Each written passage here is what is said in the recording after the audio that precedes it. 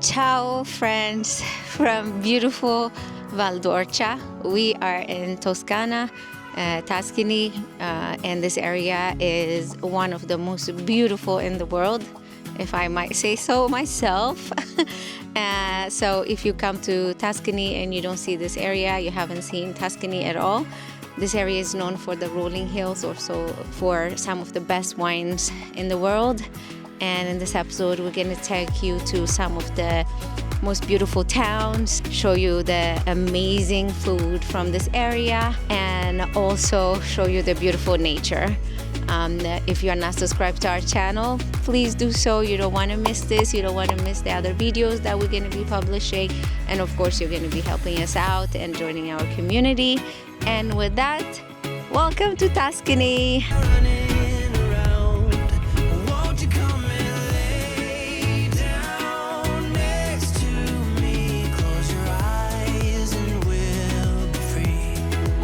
So guys, just like any other famous town of Italy, when you come to these towns like Montepulciano, you cannot enter with a car. So always look for the parking. It's a big P with a blue. So if you see blue lines or white lines, you can park. Blue is paid, white is free. So make sure to park in the right place, not to get a ticket, because they do give tickets. All right, we went up the hill and now we are by the entrance. What an entrance, huh? They know how to make an impression back in the days. Montepulciano is a medieval city, but it was also developed during the Renaissance time. So you find very nice architecture here. We've been coming here a lot throughout the years, but we're so excited to show it to you this time. And it's also very nice to come now because they have a Christmas market. It's one of the few in this area. So hopefully we're going to go and show you that as well. When you enter the city, you see places called the Enoteca on each side, and those are wine places where you can have a tasting. Also, they will do some cold cuts and things like that that you can taste with the wine. But absolutely a dream place. I love the entrance. You enter through a magnificent gate, and then you have all these wine stores. It's like you want to stop right away instead of exploring more, but we have to explore. We have to show you more. I love walking through this little gorgeous town. I can smell food in the air. Clearly restaurants are prepping for lunch. When you see little openings in small towns in Italy, there is a reason why they exist.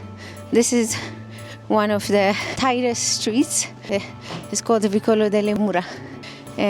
When you follow it, you find one of the most breathtaking views of Montepulciano. Come see for yourself.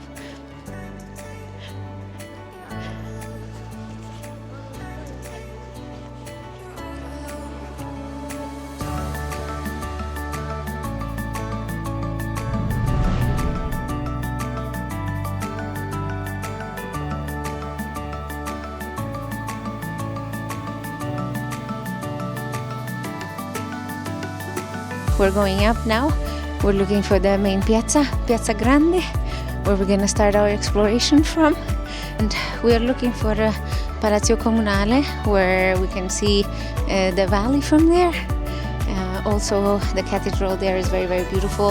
It has some amazing work of art in there, so we're going to go explore that. So as you know, Tuscany is known for leather. And when you walk in these small towns, you find some amazing leather as well. Very beautiful stuff. There are so many cute stores that we can wait to explore, and also there is a Palazzo Bracci where usually they have some exhibitions. For example, today they have one on Dali. We might or might not check it out depending on times. But how cool is this, that in such a little town in Italy you can find beautiful exhibitions of famous artists.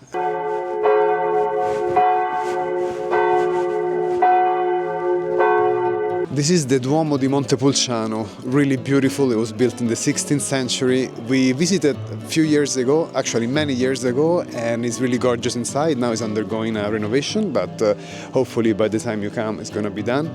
There is an important and very beautiful altarpiece by Taddeo di Bartolo, and this facade is what is really fascinating as well. It's unfinished and yet really charming. There is something about it that I really love. I love this type of bricks, this type of colors. I don't know, it's so beautiful.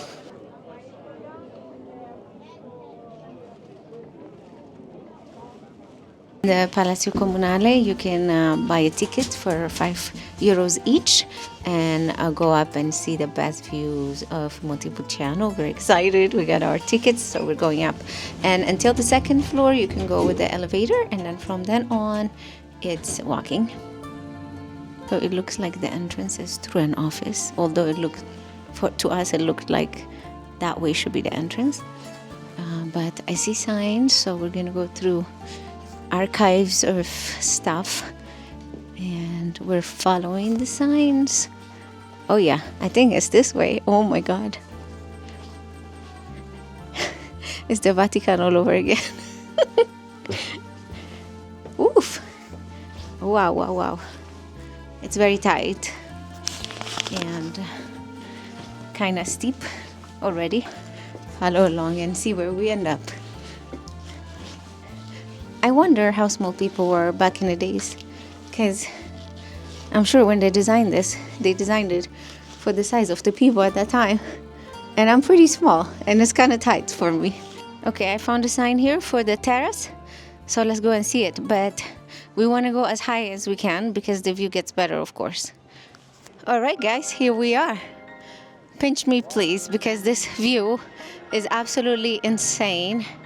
And I see mountains covered with snow in the distance. I want to know which mountains those are, but there's a Christmas market here in Montepulciano, which we're going to show you later. And from the top, we can see the little stalls, and we can see the Cathedral de Montepulciano. Amazing view. The view from the terrace was amazing, but it makes me think how much more amazing it is to go up. So I'm going to continue going up in this narrow staircase. But it's absolutely lovely to see something from the Renaissance standing here. This place was done after the Palazzo Vecchio in Florence, in that style. And you can see the resemblance when you get here. So absolutely gorgeous. If this place is tiny for Ravi, for me is like my shoulders are touching both sides. But you know, we gotta do what we gotta do to pursue the best view. It also rhymes. I'm continuing to climb. It's getting steeper and steeper and narrower and narrower. And I keep on thinking about my cousin because she is very claustrophobic, and if she was here, I don't know, she would have lost it. Such an amazing thing to walk through history. I just read attenzione alla testa, which means be careful for your head. You might hit your head. But at the front, when you buy the ticket, they tell you that if you have vertigo and if you have mobility challenges, you cannot go up here. And I can see why. Guys, the last part is so scary. I had to give my bag to Andrea so I can use my arm, and at the same time I'm holding the mic. But look at this bell. Oh my God. Almost feels like you should not be here. Such a privilege to see this kind of places. And of course you're rewarded by this amazing views. I'm tempted to ring the bells, but I will be alerting people of something that is not supposed to happen at this time. But come up with us so you can see the view. Wow, you guys, it's absolutely a great reward to come up here. Wow. You can see the valley, you can see the little towns, you can see the vineyards, the olive trees, the pine trees, the cypress trees. It's absolutely gorgeous. And in front of me, as if it's not enough, there are mountains covered with snow. There's the moon already out, beautiful sunshine. Yeah, this is one of those moments where I forget all of the hassle that it takes to travel and to come here to see these places. One thing that really surprises me is that it's just the two of us here. I guess this is the beauty of traveling off-season, but imagine that you are in this tower in Montepulciano and it's only you. You have the whole view for yourself. We are between these two old bells and we are just enjoying this moment just for us. I love it. So we made it down in one piece Objectively, it's not for everybody. It's not that long. I mean, we did the San Peter Basilica in Rome, and that was a lot of stairs, and it's very tiring and tight and stuff, but still worth it. And this one is less stairs, so it's okay. But if you are claustrophobic or if you have mobility problems, the stairs are uneven, so it might be difficult. But as if that was not enough, I'm gonna go down with the stairs now so that I can work out some appetite for some nice Tuscan fares that we're gonna share with you. So follow along.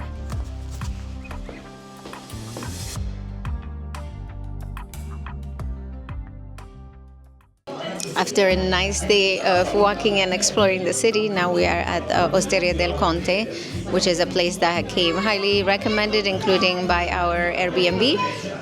So we're very excited to try the food here.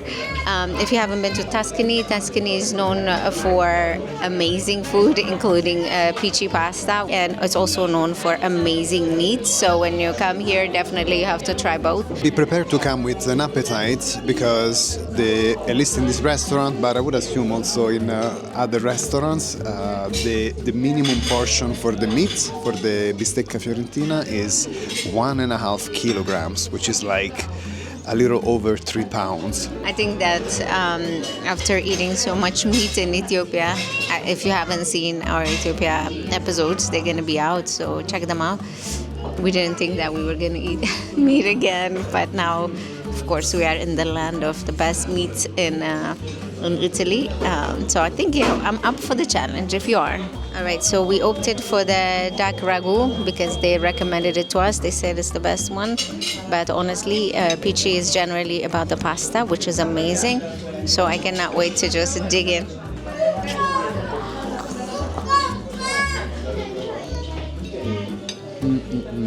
I'm really loving the texture. It's as if it's a cross between bucatini and tornarelli. They're long and thick and chewy. They're really good. And the duck sauce, the duck ragu, it's really mild, light. There's a little bit of parsley, I think, to give it some a lighter note, herbal note. It's really good. We managed to find a smaller Fiorentina because 1 kilo and 1.2 kilos is a little bit too much for us, but they found one that's a little bit smaller, but it's not like we cannot finish it. This meat is just perfect. Not only is cooked to perfection, but the simple taste of it is just outstanding. And the cherry on top are these little pieces, actually big pieces of coarse salt, are a little burst of saltiness in your mouth that complements perfectly the meat. Per Tuscan tradition, we order this very specific dessert, which is a cantucci with vin santo. Vin santo is a dessert wine, a little bit sweet, and cantucci are these gorgeous cookies that you're supposed to dunk in the vin santo to create the perfect combination of flavor. So the cookies are very dry, so when you dunk them in the vin santo, which I think it means holy wine, right? Holy wine, so it becomes very wet, moist, so you can eat it as a normal cookie, but this is what we call biscotti, I think, in the US, like very dry cookies, and they have a purpose, so you can dunk them and eat them. And they're completely soaked with dessert wine, which is heaven. So with that, we're done with this lunch, but we're not done with the show. There's so much more coming. So by now, if you're not subscribed to our channel, please consider doing so. You'll help us a lot. And I promise you, we won't disappoint you. We have so many good videos, and we work so hard to bring them to you. So please show us your support. Tell us if you like the show. It looks like the castle of Babbo Natale, which is Santa Claus. So we're gonna go see if Santa Claus is here or in the North Pole, but it looks like he's here, so follow me. If I were Santa Claus, I would be Montepulciano, because there's the best wine, best food, best weather, best view. So okay, we paid €10 to get in. This used to be a fortress from the Medici time, so they were a very famous family from Tuscany. They also have a lot of things in Florence, so they kind of transformed it into a Christmas wonderland, so we're gonna go explore. I see some elves telling stories here.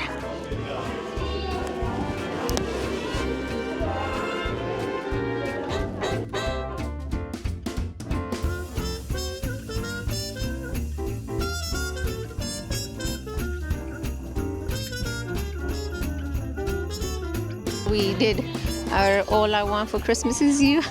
It looks like there is a Christmas market that we're gonna explore.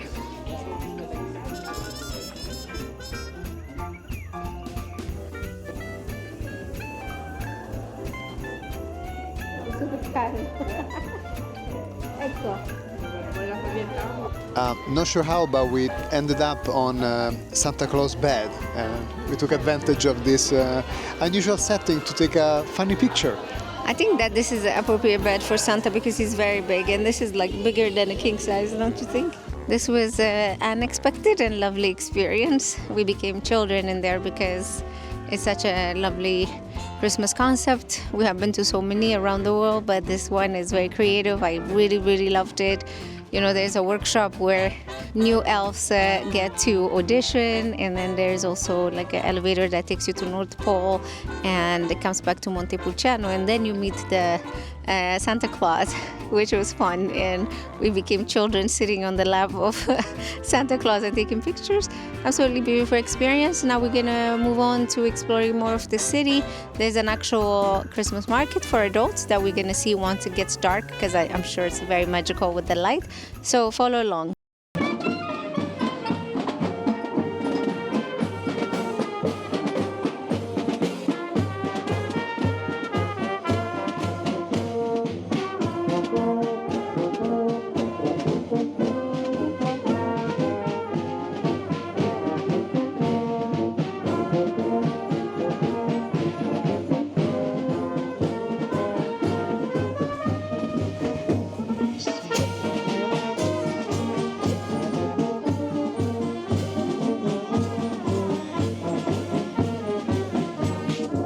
So we're walking through the market, and it's absolutely beautiful. There's a lot of Christmassy things like ornaments and things like that, but also food. Of course, we're in Italy, so you find a lot of artisanal food everywhere. It's so beautiful, it's so festive.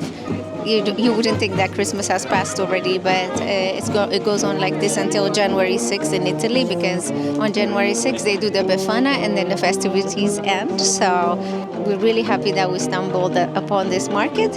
We didn't even know that it existed until we came here, but it's absolutely one of the best markets we have seen so far. So to warm up, we got a vin brûlée.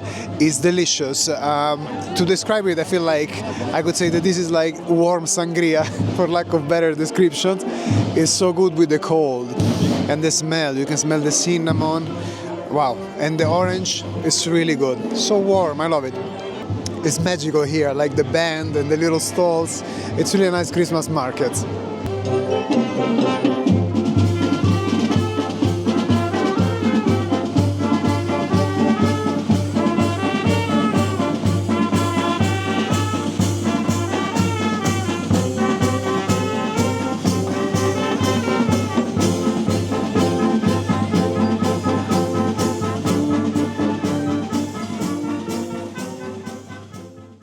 After a full day of exploring Montepulciano, we decided to take a break in Caffè Poliziano.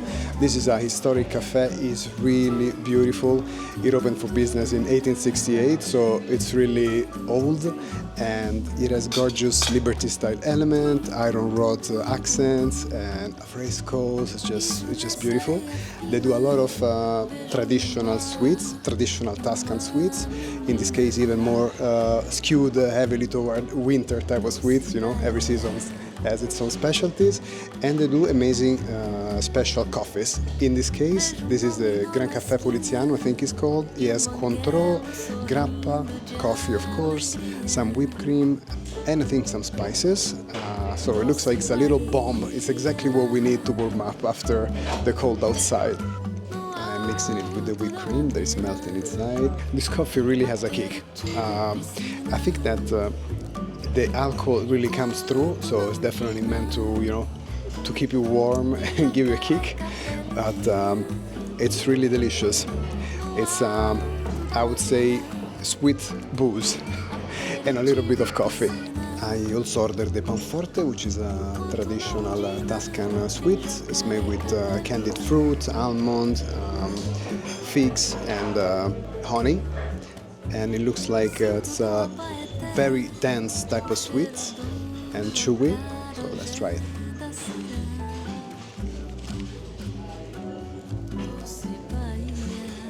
Oh yeah, it's really tasty.